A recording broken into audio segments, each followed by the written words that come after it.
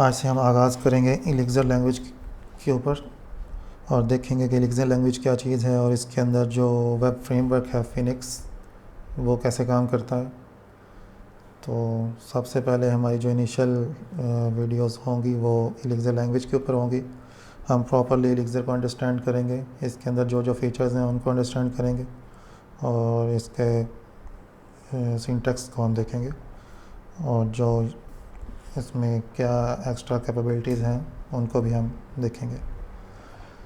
आज स्टार्ट करते हैं। सबसे पहले हम इसकी ऑफिशियल डॉक्यूमेंटेशन खोल लेते हैं elixir-lang.org पे। इस पे जब आप आएंगे तो आप देखेंगे कि फ़र्स्ट जो आपका होम पेज है उस पर वो बता रहा है कि elixir एक्चुअली में है क्या। तो elixir is a dynamic functional language for building scalable and maintainable applications. ये एक फंक्शनल लैंग्वेज है जो कि काफ़ी डायनेमिक भी है अपने सिंटैक्स के लिहाज से, और ये यूज़ होती है स्केलेबल और मेंटेनेबल एप्लीकेशंस बनाने के लिए, मतलब ऐसी एप्लीकेशंस जो कि लार्ज स्केल पे यूज़ होती हैं। और ये elixir जो है वो यूज़ हुई है erlang, एक लैंग्वेज यूज़ होती थी उसको यूज़ करते हुए। erlang जो यूज़ होती है वो यूज़ होती है ज़्यादातर आपके मोबाइल और टेलीफोनिक जो आपके सिस्टम्स हैं उनके अंदर यूज़ होती है। तो आप वो देखते हैं कि जब मल्टीपल कॉल्स आ रही होती हैं तो कभी भी आपका जो पूरा नेटवर्क है वो डाउन नहीं होता। अगर कभी किसी कॉल में मसला आ जाए तो सिर्फ वो कॉल ही डाउन होती है, पूरा नेटवर्क जो है वो चलता रहता है। तो वो कैसे चलता रहता है, उसके पीछे ये erlang लैंग्वेज है जो कि लिखी गई थी। तो elixir जो लैंग्वेज है ये erlang के ऊपर ही बनी हुई है। हमारे पास ये elixir के जो क्रिएटर हैं जोज़े विलियम, उन्होंने erlang की जब कैपेबिलिटीज़ देखी तो वो एक्चुअली में रूबी के डेवलपर थे। तो उन्होंने चाहा कि क्योंकि erlang थोड़ी सी डिफ़िकल्ट है in development for development purposes, उन्होंने erlang को ज़रा चेंज करना चाहा, रूबी सिंटैक्स में उसको डालना चाहा। तो उन्होंने एक न्यू लैंग्वेज बनाई elixir जो कि रूबी स्टाइल में उसका सिंटैक्स है, और लेकिन उसमें जो सारी कैपेबिलिटीज़ हैं वो erlang वाली हैं। हम इसको स्टार्ट करते हैं और सबसे पहले जो चीज़ हम देखेंगे वो ये है कि आप elixir को अपने सिस्टम में इंस्टॉल कैसे कर सकते हैं। तो हम इस इंस्टॉल के टैब में जाएंगे। इसमें यहाँ पर हर ऑपरेटिंग सिस्टम के बारे में इन्होंने बताया हुआ है कि आप अपने ऑपरेटिंग सिस्टम के हिसाब से इसको कैसे इंस्टॉल कर सकते हैं। लेट्स सपोज जैसे मेरे पास मैक ओएस है तो मैं इसमें इंस्टॉलेशन के बारे में आपको बता दूंगा। इसके अलावा विंडोज़ के बारे में भी आप देख सकते हैं, डॉकर में आपने इंस्टॉल करना हो उसमें भी देख सकते हैं, और सिंपल लाइनक्स के अंदर इंस्टॉल करना हो तो वो भी आप जो है इसको फॉलो कर सकते हैं। तो हम मैक ओएस को देखते हैं। तो मैक ओएस में सिंपली एक ही कमांड है elixir इंस्टॉल करने की, जो कि है brew इंस्टॉल elixir। अब brew जो है ये भी एक मैक ओएस में जो है वो टूल यूज़ होता है to install other tools. Home brew हम इसे कहते हैं। होम brew जब आप इंस्टॉल करते हैं तो आपके पास शेल के अंदर एक ये जो है कमांड अवेलेबल हो जाती है brew, और इसको यूज़ करते हुए आप डिफरेंट पैकेजेस जो हैं वो इंस्टॉल करते हैं मैक ओएस के अंदर। तो इसी को यूज़ करते हुए आप जब इंस्टॉल करेंगे brew इंस्टॉल elixir तो वो आपके पास इंस्टॉल हो जाएगी। मैं अब क्या कहते हैं अपना शेल खोल लेता हूँ आइटम, और इसमें मैं चेक करता हूँ क्योंकि मैं ऑलरेडी इंस्टॉल कर चुका हूँ brew इंस्टॉल elixir। तो इसके बाद जब मैं देखूँगा कि मेरे पास elixir कौन सी इंस्टॉल है तो मैं elixir-v करूँगा, जिससे मेरे पास वर्जन आ जाएगा। तो अभी मैं जो करंटली इंस्टॉल्ड वर्जन है मेरे पास वो 1.9.4 जो है वो मैं यूज़ कर रहा हूँ। मैं इसको अपडेट भी कर सकता हूँ लेटेस्ट पे, brew अपडेट elixir। ये मैं आपको दिखाने के लिए कमांड चला रहा हूँ कि इसी तरह आप brew इंस्टॉल elixir लिखेंगे। brew अपडेट नहीं होता, brew अपग्रेड elixir होता है। देखें वो brew खुद ही मुझे बता रहा है कि आपने कमांड जो है गलत दी है, आप शायद अपग्रेड करना चाह रहे हो।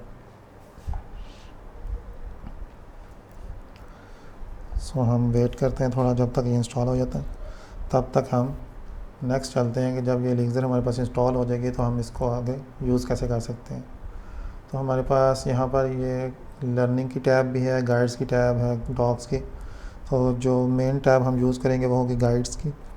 इसके अंदर आपको ये राइट साइड पे आप देखें तो पूरी लिस्ट दी हुई है जितने भी फीचर्स हैं एलिक्सर के अंदर, उनके यहाँ पर जो है वो टाइटल्स दिए गए हैं जिन पे आप क्लिक करने के बाद उनको और एक्सप्लोर कर सकते हैं और रीड कर सकते हैं और उनको प्रैक्टिस भी कर सकते हैं जो जो वो फीचर्स हैं। सो जब तक हमारी एलिक्सर इंस्टॉल हो रही है हम देखते हैं इंट्रोडक्शन देखते हैं इसके बारे में, एलिक्सर के बारे में।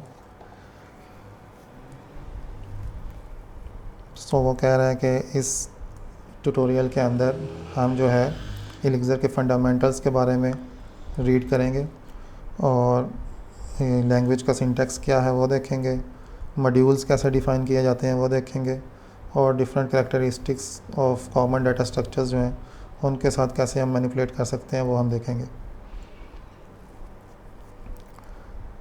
सो इंस्टॉलेशन का स्टेप सबसे पहले है वो हम कर चुके हैं एलिक्सर, हम रिव्यू इंस्टॉल एलिक्सर से हम रिव्यू जो है एलिक्सर इंस्टॉल कर चुके हैं। इसके बाद है interactive mode.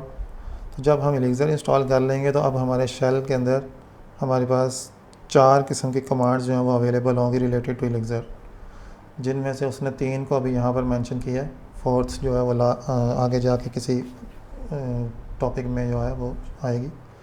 So first 3 command जो हमें अवेलेबल होंगी हमारे शेल में वो उनमें है IEX, elixir and elixir C। IEX क्या होता है? जब हम ये कमांड देंगे अपने शेल में तो हमारे पास एक इंटरैक्टिव शेल खुल जाएगा, जैसे कि ये लिखा हुआ इंटरैक्टिव मोड। ये ऐसा मोड होगा, मतलब शेल के अंदर एक ऐसा प्रोग्राम ओपन हो जाएगा जिसमें आप डायरेक्टली एलिक्सर का कोड रन कर सकते हैं और वहीं पे वो आप जैसे जैसे कोई कमांड देंगे तो वो उसका आउटपुट भी आपको साथ साथ देता जाएगा। इसके बाद जो एलिक्सर है और एलिक्सर C है, ये कमांड्स यूज़ होती हैं जब आप किसी फ़ाइल के अंदर एलिक्सर का कोड लिखते हैं और फिर उनको एग्जीक्यूट करना चाह रहे होते हैं।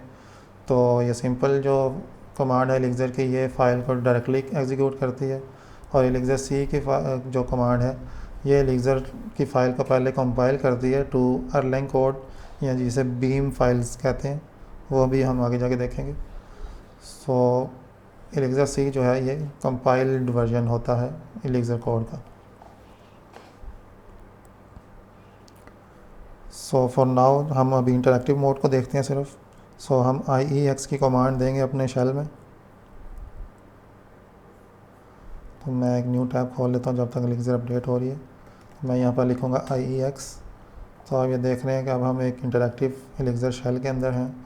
यहाँ पर IEX 1 लिखा हुआ है, इसका मतलब है कि हम फर्स्ट लाइन ऑफ कोड जो है वो यहाँ पर एंटर कर सकते हैं।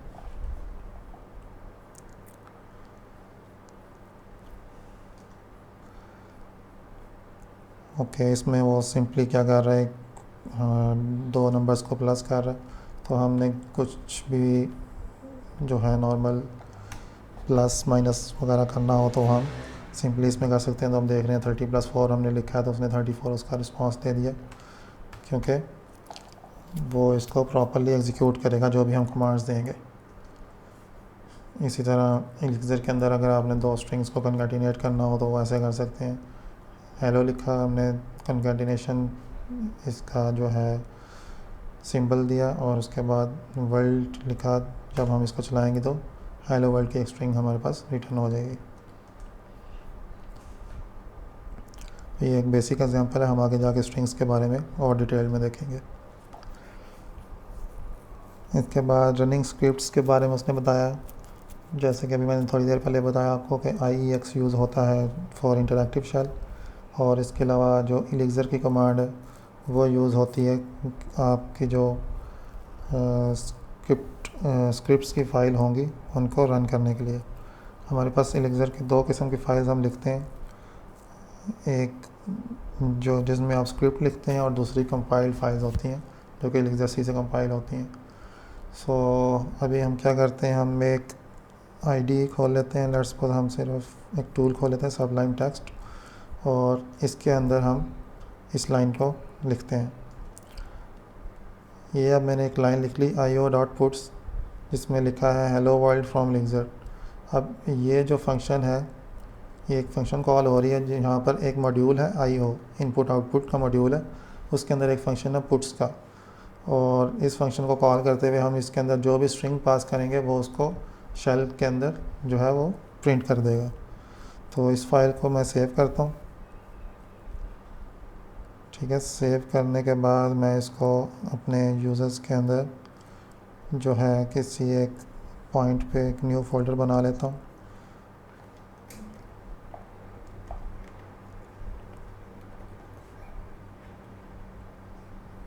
और इसके अंदर इस फाइल को सेव करता हूँ। इस फाइल का नाम हम रख लेते हैं elixir.exs, या हम कह देते हैं पार्ट 1, बिकॉज़ हम जितने लेक्चर्स बनाएंगे हम हर लेक्चर का जो है वो नाम लिख देते हैं, तो हम लेक्चर 1 कर देते हैं इसको,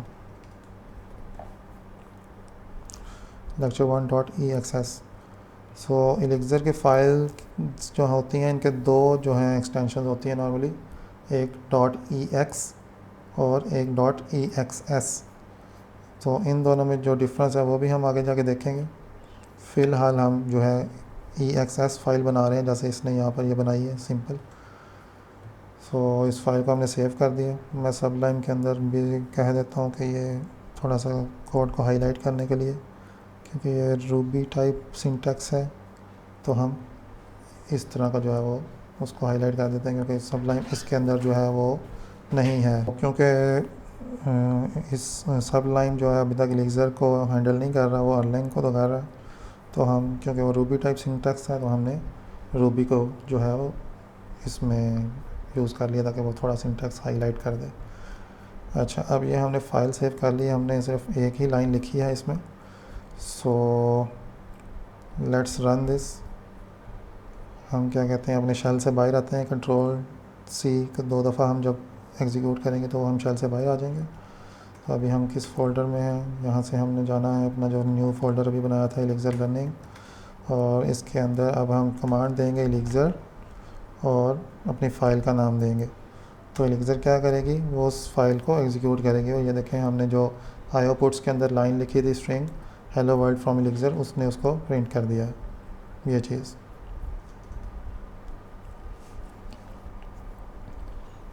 सो ऐसे आप एक बेसिक elixir प्रोग्राम लिख सकते हैं। इसके बाद हम नेक्स्ट अब एडवांस्ड प्रोग्राम्स की तरफ जाएंगे। सो फर्स्ट लेक्चर जो है हमारा आज यहीं तक, फिर हम नेक्स्ट लेक्चर में देखेंगे बेसिक टाइप्स को। और टिल देन टेक केयर, अल्लाह हाफिज़।